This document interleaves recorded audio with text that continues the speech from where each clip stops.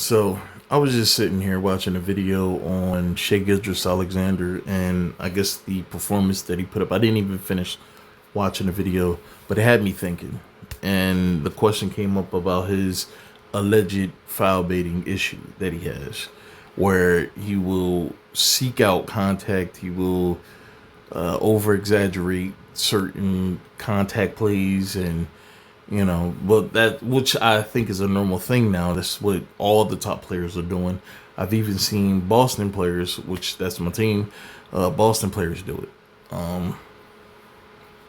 And I think with Shea, the impact that his foul baiting has on his game and on the game period, in my opinion, is a massive negative. And the reason why is that when you have a tendency to draw foul calls as much as Shea Alexander does, it will inadvertently, like, it will increase everything else. So teams will be less likely to defend you too closely. Teams will be less likely to close out on you when you're attacking the rim. I'm not saying it happens all the time, but there are times where, especially when players are in foul trouble or where teams are down by a lot, they will go out of their way to not foul you, so they will defend you less closely. That means you'll get a little more space at the three-point line, a little more space when you're driving. They'll try their best to not get too physical, and when you're finishing at the rim, they will attempt to go for the ball, which will give you space, especially if you're somewhat of a decent finisher. It will give you more space to get the ball up without really getting any resistance. And that's the issue with the foul baiting that I have, is that it almost there's not enough reward in playing actual defense. There's not enough reward. And when the cause so unevenly goes into the offense's favor, to the point where, and this has been happening for like the last 20 years that I've seen, where an offensive player will pump fake a shot, the defender will go up with both arms up, not making any contact with the player, but then the offensive player will jump into them. I have always had an issue with that. I don't think that should be a foul call at all. And, I think that, to be honest, that should be offensive foul because you are initiating the contact. But the league has always been very flaky and inconsistent with those calls. And I think Shea is, to be honest, I don't even blame Shea. He's just taking advantage of the rules that are allowed to him. He's just taking advantage of the rules that the NBA is allowing him to have access to.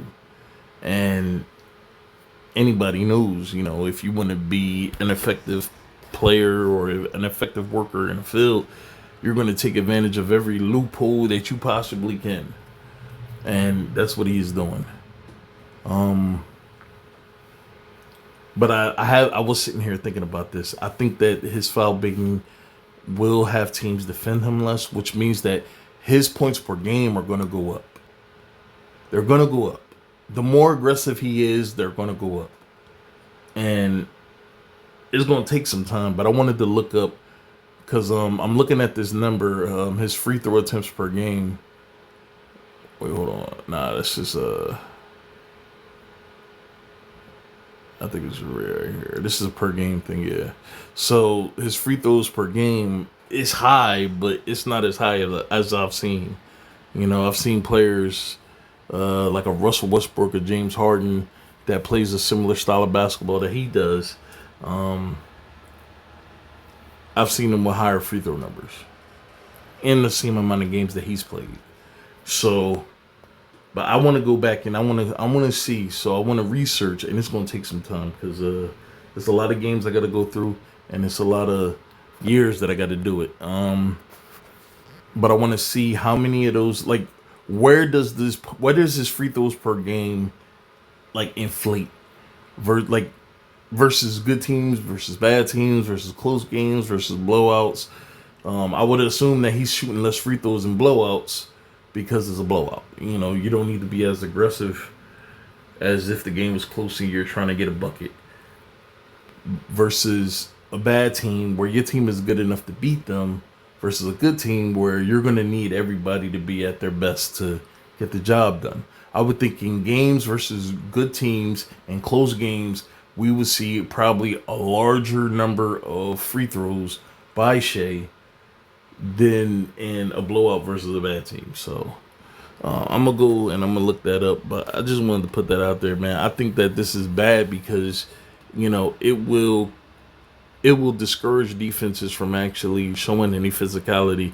And I think once you take physicality out of basketball, which is almost gone. It's not completely gone yet because we've seen times where defense does win out, but it's not completely gone. But it's about to be, and it's going to get to a point where we already seen it in the All-Star game where a team scored 200 points.